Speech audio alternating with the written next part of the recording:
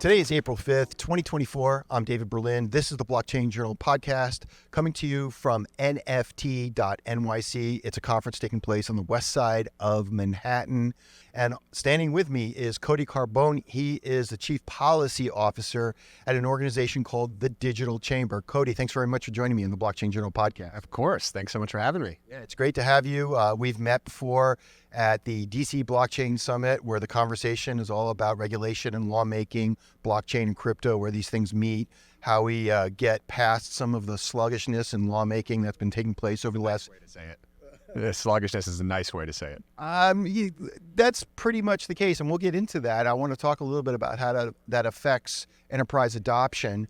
But first, I understand that there's been a change in name. So why don't we just go through that so people can associate the prior name of your organization with the new name? Yeah, we just went through a rebrand. We're at our 10-year anniversary, which is shocking for this industry. And the nature of digital assets and policy, to think we've been doing this for a decade is awesome. So we were the Chamber of Digital Commerce. I'm sure that's how a lot of people know us and remember us.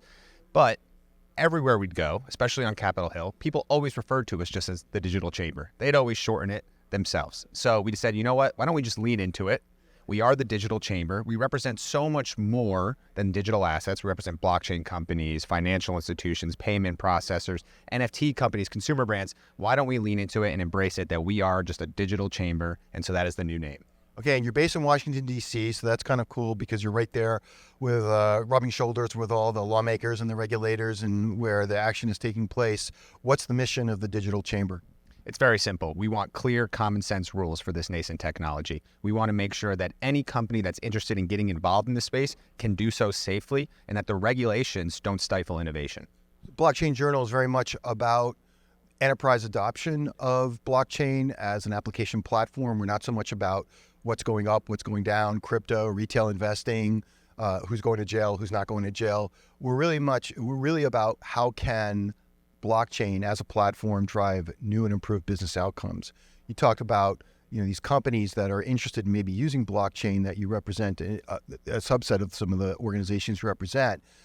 My understanding is from speaking to a lot of those organizations that they're very hesitant to get started because what you pointed out is there's a lack of regulatory clarity, which is making them a little gun shy because they don't want to wake up one morning and find out that they're on the wrong side of the law, have a bunch of blue coats show up, have their brand in the headlines of CNN or something like that. So let's talk a little bit about that. Are you seeing the same thing? Are you seeing a lot of hesitation, particularly when it comes to American companies? Absolutely. And I think it stems from there's a lack of understanding in Washington of what blockchain technology is. Unfortunately, given the headlines associated with this industry, people just conflate blockchain with crypto. Everything is crypto. So everything falls under this crypto umbrella. So that makes it very precarious for a company who's getting involved in this space to say, hey, I'm trying to use blockchain technology because I'm trying to solve for some inefficiencies at my company. If you go and say that to Washington, they'll be like, oh, you're a crypto company? And so that lack of understanding, that's what we're trying to move through. We're trying to build up education and really focus on the applications of the underlying tech and not just price go up, price goes down, and get to make sure lawmakers and regulators understand that and the differences here. And hopefully then we can see blockchain used by enterprises in supply chain and healthcare and media and entertainment. That's what we're trying to push forward. Right, because of the chief risk officers, the general counsels of these organizations, when they see there's no regulatory clarity, they say full stop. This is too much of a risk to a brand that we spent decades building up.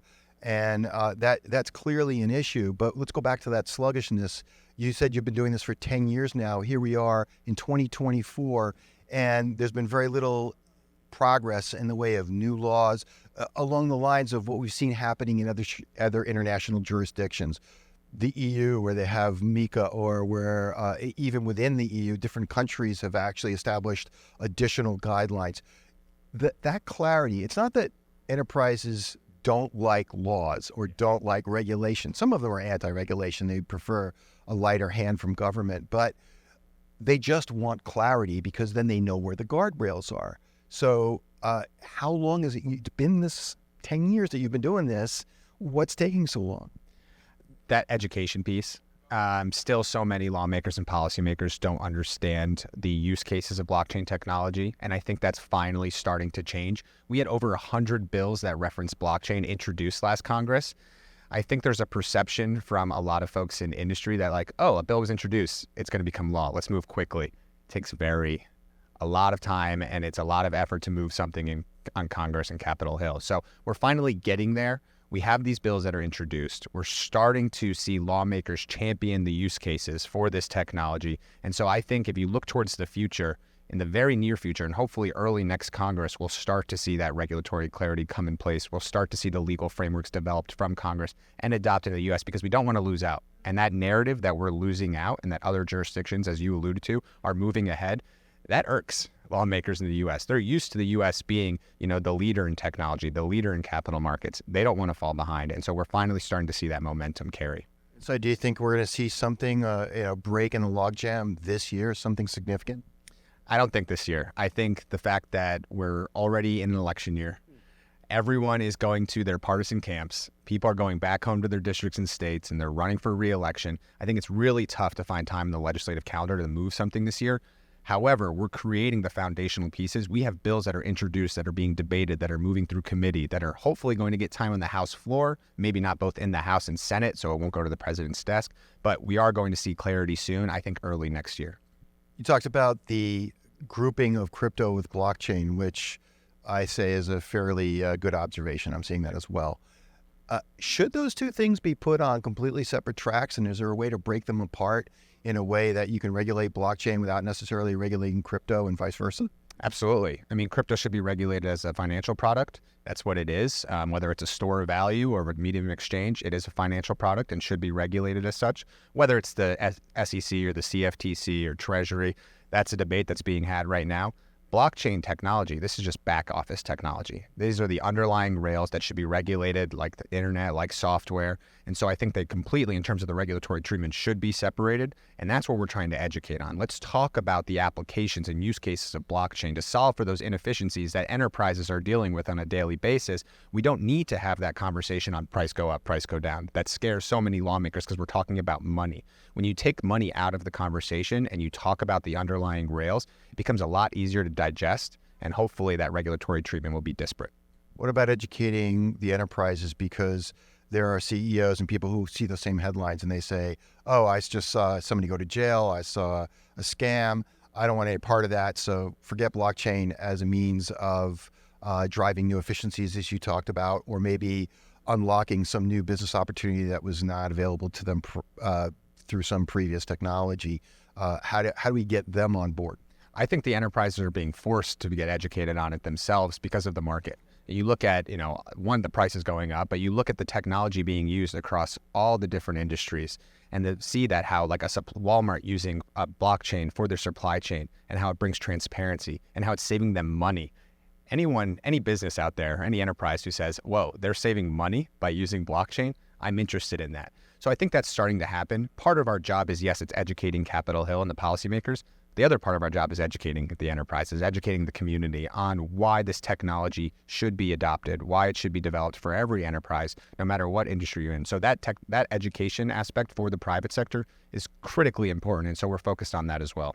Circling back to the observation you made that we're in an election year, this seems to me to have become more of a partisan conversation. Like many other partisan conversations, one guy says black, the other guy says white.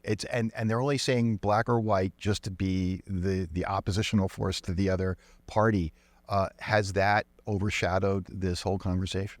Not yet, and it's my biggest fear. I mean, that's what keeps me up at night, is that this technology becomes partisan. Technology should never be partisan. What we're talking about is something that could be used for all. It doesn't matter what your party is, what your beliefs are. Technology should never be partisan. I had a member of Congress tell me, well, it may be nonpartisan now, but it really is just pre-partisan because everything in Washington, to your point, becomes partisan. So I'm fearful of that. We're working to make sure that doesn't happen. Right now, there is still bipartisan consensus that this needs to be moved forward, that we need a regulatory framework. And I think everyone thinks that. Now, how you regulate it, I think that's where the partisanship is coming out. We're seeing partisanship with CBDCs, but it should be nonpartisan. We're going to make sure it stays that way because, again, this could be used for all and should be used for all. Okay, you have an event coming up in a couple months, I think it is. I'm hoping to be there. Why don't you just tell some of the people who are watching this video what that event is about and why they should consider attending? Yeah, well, we'd love to see you there. We'd love to see everyone there. It's the DC Blockchain Summit. It's our 7th summit. It's Washington, D.C. on May 15th. So just a few weeks now. We have over 10 members of Congress coming to speak. We've got the IRS, Treasury, CFTC, SEC. So if you're interested in the meeting of blockchain technology, this technology, digital assets, and policy, this is the only spot to get that conversation. We are not just championing the conversation and just having people who are supporters on stage. We also have critics on stage. We want to make sure that everyone can see both sides of the spectrum. And so we have industry leaders, politicians, policymakers. It really is the best one-day event to hear all sides of the policymaking conversation. Okay, great. Well, Cody Carbone, Chief Policy Officer at the Digital Chamber. We'll call it that from now on. Thanks for joining me on the Blockchain Journal podcast. Thanks so much for having me. Yeah, so we've been speaking with Cody Carbone. Again, I just said he's the Chief Policy Officer at the Digital Chamber. At the very end of this video, I'm going to throw up some QR codes. That's how you can connect with me, with Blockchain Journal, with Cody, with the Digital Chamber. We're going to put all of that up at the end of the video. If you want to find more videos like this one, you can go to blockchainjournal.com. We have all the videos published there, as well as the full text transcript. If you want to see just a video on YouTube, we have a YouTube channel, youtube.com/@blockchainjournal. You can watch all of our interviews there as well. Thanks for joining us, and we'll see you at the next video.